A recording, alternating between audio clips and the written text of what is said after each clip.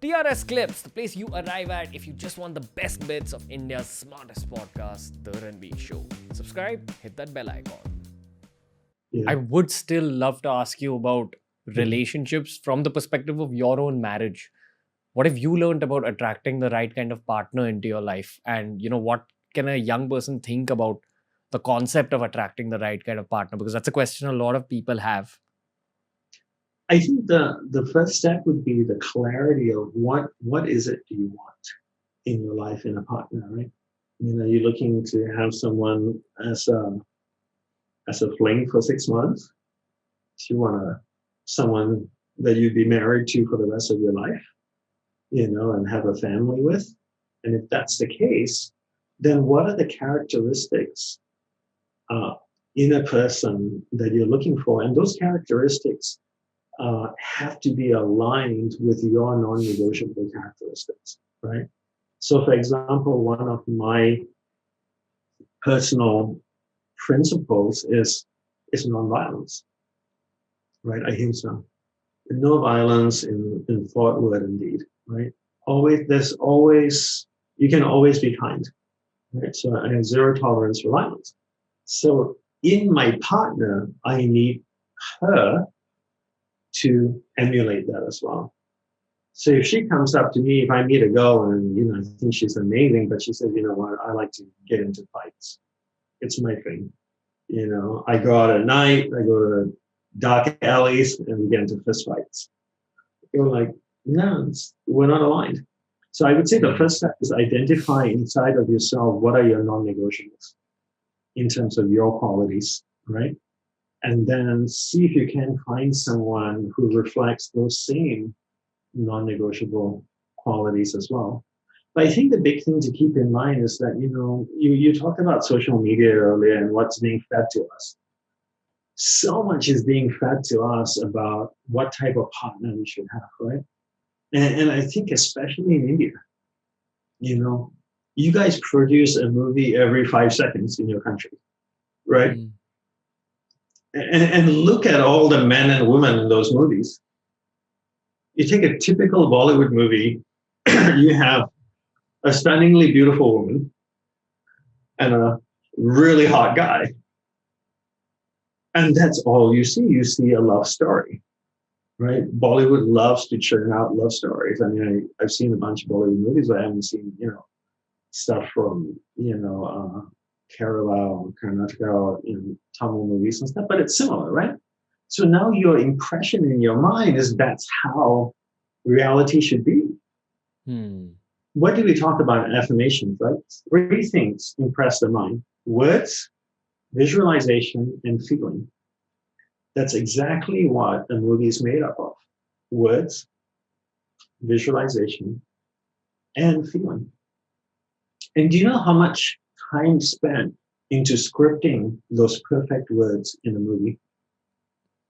Those editors sat down and wrote and edited till they got the words perfectly right. Now, when I'm speaking with you, it's not. You'll hear me in the replay and you go like, oh, why is it taking so long to explain? Well, because it's spontaneous. But in a movie, it's scripted. Second, the visualization. There's makeup, perfect lighting, everything. The whole scene is set, right? Perfectly. And then feeling. There's music. You got maybe A.R. Rahman, creating beautiful music and everything. What you're seeing in that 5 seconds probably took hours and days to craft, right? And that's impressing your mind. Now, young people in India are sitting there watching these movies being produced all over India of a love story. And they have the words, the perfect pictures, and the perfect feeling impressing their subconscious mind. They walk away and they go, that's how love should be. That's what a relationship should be. It's the Priyanka Chopra or the, I don't know, whoever else. That's the perfect girl for me. Look at her hair, how it lights up in the sun. Yeah, of course, there's a guy with a fan blowing and the lighting perfectly set up. And I think we need to be able to discriminate between what is being fed to us from movies TV shows, and social media, right? Have you seen people take selfies? Girls are notorious for this, right? They sit there, take 50 photos before they get the perfect one, and then spend another 10 minutes tweaking it before they post it online. Now, you think they look like that every day. I can assure you they don't. Yeah. So we need to discriminate between what is truly non-negotiable, that's important, that's aligned with our purpose in life, and what is not, and what is being fed to us by the world. And that's one way to ensure that you find the right person that's aligned with you. So keep thinking of the traits that you want rather than what the world tells you should want. Exactly. Yeah, because what the world tells you is what they're selling you as entertainment. That's the entertainment industry, right? But what are the traits you want, And those traits need to be aligned. And when you outline the traits, you should outline the difference between negotiable and non-negotiable. So, for example, my wife loves cats. I don't really like cats.